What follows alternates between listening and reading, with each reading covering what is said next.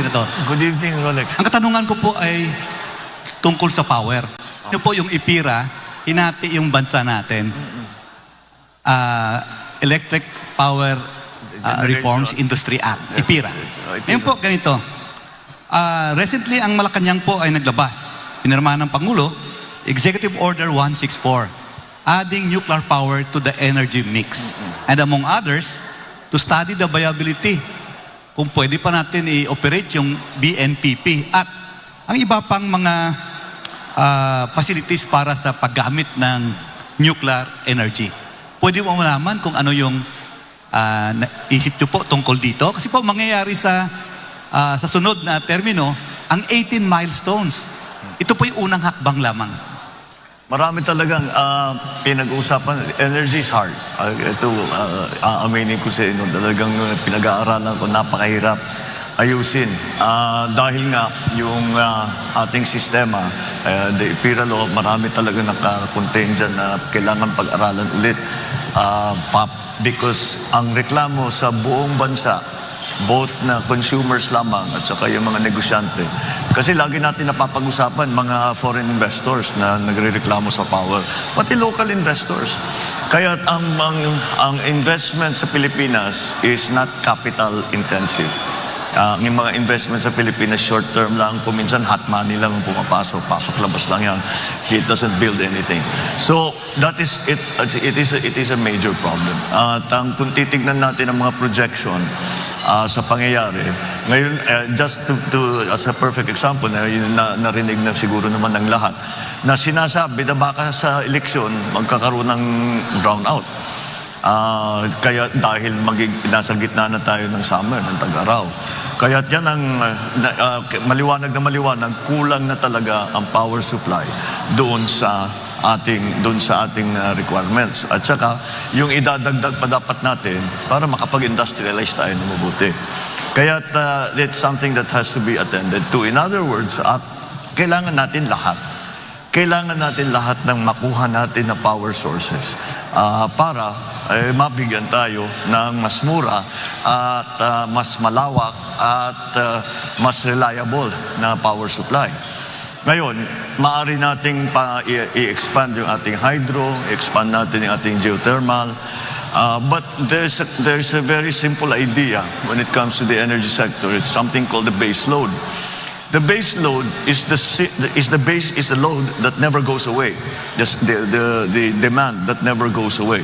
Kahit gabi, kahit araw, ito na yung mga planta na nagpapatakbo. So that base load has to be satisfied. Kaya kung hindi umiihip ang hangin, paano yung wind power? Kung gabi, paano yung solar power? Kailangan pa rin nung traditional. Ngayon, doon tayo mamimili. Although it's not traditional for the Philippines, nuclear power is already considered a traditional power source. So it has to be looked into. Yung sa BNPP, nag-offer na, because if you, ang Korea has, I believe, 5 sister plants to the Westinghouse plant in BNPP. And they have offered, I always say it's ironic that the names of their plants are Core 1, Core 2, Core 3, Core 4, Core 5. Pero hindi tayo nagkaroon kahit isa. But they have offered to come with their technical people, and they have offered to come to give us an idea. Pwede pa ba ito? Because kahit pa paano, the BNPP, the Bataan Nuclear Power Plant, was supposed to go online with 650 megawatts in 1986. That's a long time ago. Marami ng bagong technologies, marami ng bagong requirements. So we'll see. We have to. I think we should be open to our Korean friends to come and to tell us if this is still viable or you have to do something else. When it comes to nuclear power as an idea, well, let's just follow the science. Because dito naging political sa Pilipinas. It's also political in other places. But in our particular case, the reason we have no power plant, nuclear power plant at all is pure politics. Did not really follow the science. So we have to look into it. Because, even after Fukushima, when everybody was saying nuclear power is going to, we have to rethink, we have to, kailangan natin pag-aralan ulit yan, mukhang delikado. Walang nagbago ng kanilang pagplano na pagpatayo ng nuclear power plant kahit saan. Amerika tuloy-tuloy pa rin. Sa France, the majority of their power is already created by nuclear power. So in the other countries, ganun din. So I still think that it's something we should examine. There are many new technologies. One of the ones that we keep reading about are the modular nuclear power plant. They start with a small one. Gusto mong palakihin, bumili ka ulit ng nodule, ikakabit mo ng palaki hanggat gusto mo. Siguro naman kaya natin patakbuhin ang nuclear power plant. Wala naman, there's no reason na bakit hindi kaya ng Pilipino na magpatakbo ng nuclear power plant. So, it's something that should be part of the mix. Kasama diyan is COP26, where we decided to cut down on coal-fired power generation. And what happened, nagtaasan ng presyo kasi walang kapalit sa renewable. Ibig sabihin, yung mix ng renewable at saka traditional, kailangan talaga natin, we have to decide once and for all, what is the mix that is good for the Philippines. I think it's not going to be a static point. I think as years go on and we develop renewables, we develop other sources of power, that mix is going to slowly shift towards renewables, hopefully, because that's what we want because of climate change. But nonetheless, that mix is still something that's up in the air that we haven't really determined what is proper and appropriate for the Philippine setting. But to make a short answer to your question, is that lahat kailangan natin. Kailangan natin palakihin ng hydroelectric, kailangan natin palakihin yung geothermal, kailangan natin paramihan ng mga power plant, kailangan natin tumingin sa mga bagong technologies, wind farm, solar, kailangan natin tingnan ng nuclear. At kung kailangan talaga, di balikan natin oil-fired. But oil-fired has become less and less attractive because of what's happening in the volatility of oil prices, especially in the last 2-3 years. Then with this new development in Ukraine, talagang kailangan pag-isip-isipan natin na mabuti. Kasi baka maipit tayo, pag tumaas na naman yan, hindi natin maipatakbo yung planta natin, balik na naman tayo sa dati, nasa brownout na naman tayo. Now we have lots of coal here in the Philippines. The Chinese claim to have good enough technology. I've actually visited one of their coal-fired plants that na malinis na, that they're able to extract the carbon and they're able to dispose of the carbon properly. So all of these things we need to look into. Lahat yan kailangan natin. Well, after the generating companies, meron po tayong Transco. Marami reklamo sa Transco. Senador, open ba kayo sa idea na katulad ng tubig, may west sector operator, may east sector operator, chop natin ang Transco? I don't think so. May economies of scale yan eh. Ang business model ng high tension na delivery na ginagamit ng Transco is the same as a tollway. You maintain the tollway, you collect toll, and that's how you pay for what you build. That's the same thing that Transco should be doing. Yun lamang siguro na hindi sapat. Sa amin lang, marami kaming pangangailangan dyan sa Transco. We were hoping to build a high-tension cable from Ilocos Norte to directly export the power we are producing via windmills directly to Manila because that's where the demand is. And it's more profitable for us. But hanggang ngayon, hindi pa nangyayari. And I'm not sure, I'm not privy to the board meetings and the discussions going on in Transco.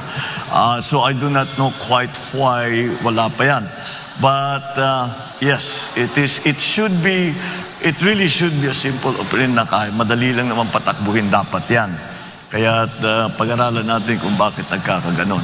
You mentioned IPIRA. We have to look back at IPIRA. I think IPIRA might already have at least certain provisions in IPIRA are already obsolete. As a matter of fact. Senator? Yes, yes. I hope you don't mind. I'd like to switch topics a little bit because we have a short period to ask about so many issues. All right. I'd like to ask about agriculture because you mentioned that in the last time you were here.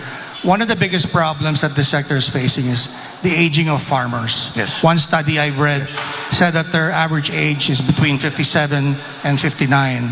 And the worst thing is their children don't want to go into agriculture. And this observation is supported by declining enrollment in agricultural programs of SUCs across the nation. And last, the Secretary of Agriculture last year said that we may be facing a critical shortage of farmers in as little as 12 years. And he said this last year. So maybe you'd like to share with us what your plans are regarding this issue. Regarding the age of farmers getting older, not only are they discouraged to come in, their parents who are farmers, they say, wag na kayong pumasok dito, napakahirap ng buhay dito. Mag-aral kayo, pumunta kayo sa Manila, pumunta kayo sa city, dyan kayo magpagaling para hindi nyo na kailangan daanan itong dinadaanan namin. That's the state of the agriculture in the Philippines today. As a general rule, as a general concept, I think we have to really shift already from what is essentially still mom and pop operation and talk about agribusiness and talk about the industry of agriculture. And there are many things that we need to do to achieve that, to get to that point. See, let's go back to the issue of the age of our farmers and the young people who are not going into agriculture.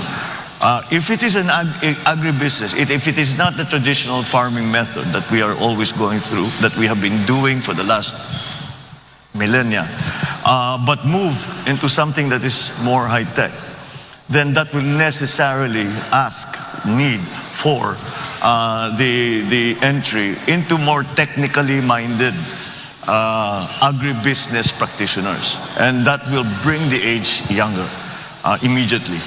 I know already for myself, young people in their 30s who have discovered some new technology or have come across a new thing. Bagay sa atin to, gawin natin. And they do, and they have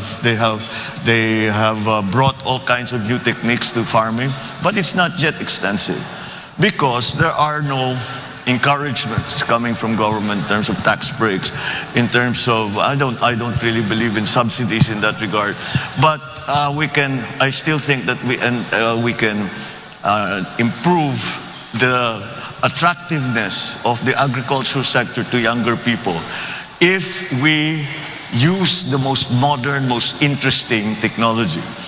And like the kids say, they can geek it out, right? They'll just pag-aralan nila na mabuti.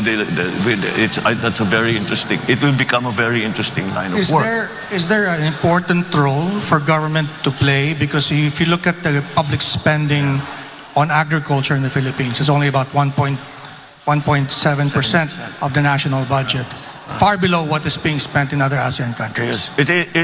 It's been that, and it has been that way for a long time. I think we have really neglected agriculture because we had a system set up where the entire value chain was attended to by government, and of course the private sector practitioners come into the picture during the trading and in the market, but that was dismantled in 1986 and has not been a replacement for it. So we have to do it again.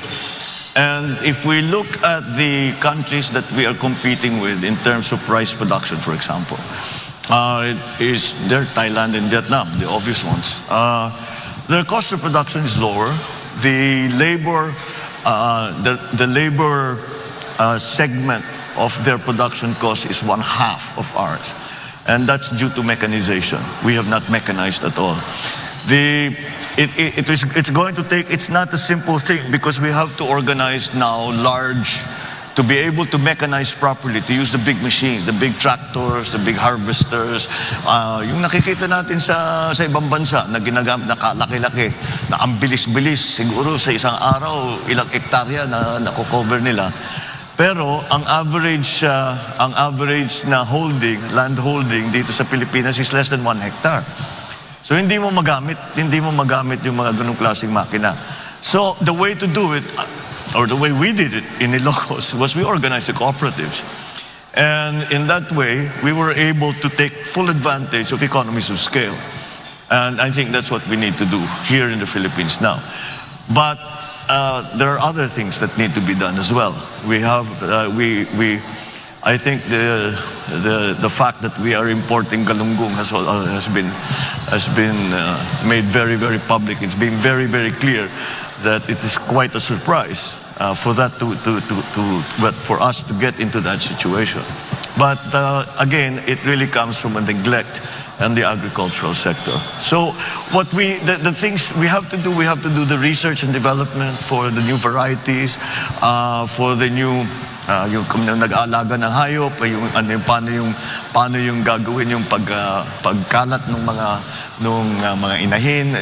Again, these are different schemes that we have to put together. In our fisheries, there is a very, very good potential for us kung ayusin lang natin ang ating kinukuhanan ng isda. Number one, bigyan natin yung mga mangingisda na mas malaking bangka. Maliliit lang yung bangka nila eh. And they have to go out already 12 kilometers kasi overfish na dito sa loob. And then of course, patrol so that maraming nagpo-poach sa atin. So we have to have all the best techniques and technologies for our farmers and for our fisher folk. So that's just the beginning of it. And then the support. Now, one of the biggest problems that the agricultural industry is facing right now in terms of crops is urea is 2,500 pesos now. And we know of many areas where farmers just didn't plant. And that kills our production. Taas na naman ang importation natin. Because kung minsan, kung kulang talaga. Kung pabayaan mo yan, tataas naman ang presyo, hindi na kaya ng tao. Kaya talagang kailangan ayusin yung agrikultura. So you have to support, the government has to support that. This question of urea, for example, siguro ang gobyerno na ang bibili in bulk. Hundreds of tons of urea, and then isama na yan sa production loan. Bago planting season, magbibigay ka ng production loan sa farmer. Yung iba pera, yung iba seedlings, yung iba abono, the fertilizer at saka yung pesticide. And then you could support them with new techniques, the techno demos, to teach them what are the new plants, what are the new techniques, how you can save water, how you can save on the other inputs, etc., etc. And then the processing. It should not really be allowed anymore. Dapat in the year 2022, dapat wala na tayong nakikitang palay na tinutuyo sa highway. Dahil dapat meron na tayong binigay. Yan, si Rolex knows this well because sa local talagang yun ang problema eh. So, tapos yung mga milling, dapat talaga meron tayong milling na small scale, large scale, depending on what everyone. So the value stays with the farmer. Hindi pumupunta sa trader na may malaking milling na planta. I mean, there's nothing wrong with the traders. They have a part to play. But let's keep as much of the value added and give it back to the farmer. And then, if we are able to do that, gumanda ang ating production, bumura ang ating production cost, we can directly sell it. And the kadiwa is the example that we always use. We can sell it to the public at a lower price, assuming the government will not make a profit, because the government should not make a profit. So they should be able to sell these basic agricultural products for less. Mr. Marcos, Yes, we all know that your campaign's theme is unity. Mm-hmm. And recently, you made a statement on an issue that, would test your call for unity because this issue is really polarizing in our country, and I'm referring to your statement on LGBTQ rights. And so my question is, there are a lot of interests that had to be balanced here, especially that even though that we are a secular country, our people, around 80% of our people have really, really strong religious beliefs, and these two things, are always contrary to each other. So my question is, how will you balance the legitimate aim of protecting the rights and welfare of LGBTQ people while at the same time respecting the legitimate interests of religious groups that they can freely pursue their belief on this matter? I don't think LGBTQ issues are polarizing in the Philippines, honestly. I think we are much more open-minded about it, considering the fact that we are in fact a very Roman Catholic country. But then you must, and so that I don't think it's polarizing at all. I think Filipinos are, I don't know how to put it, but we're much cooler than most other places when it comes to these things. And I think when I talk to the members of that community, wala namang hinihingi na special treatment ang mga LGBTQ. Wag lang do not discriminate against us. Yun lang naman yun eh. We don't want a special program for you, for ourselves. We want to, do something. Just patas lang. Patas lang, pare-pareho lang. Na kahit LGBTQ kami, kahit matanda kami, kahit come from the wrong place, I don't know, whatever. All forms of discrimination are some things that we have to guard against because that's corrosive. That just gets in the way. It doesn't help. It doesn't help anything. So that I think is the approach to LGBTQ issues: is just fight discrimination every step of the way. There's a pool of talent in every sector of our society that we need to take advantage of, and so we cannot exclude any part and say hindi pwede yan, hindi na ayaw namin sa ganyan. And let me get to the point. I mean, LGBTQ, Roman Catholic, you say that it's a. What did the Pope say when he was asked about same-sex marriage? Same-sex union. Let me correct myself. Same-sex union. And I think the Pope said it perfectly. Who am I to judge? And that's the attitude that we all of us should have. And with that, I think we'll go down the correct place. We will go down the right path. Yeah, I think this will be... Professor Carlos, I know that you warned me about senior citizen losing their train of thought, but I have been instructed to go on a commercial break. So we'll start off. Yes, we'll start the next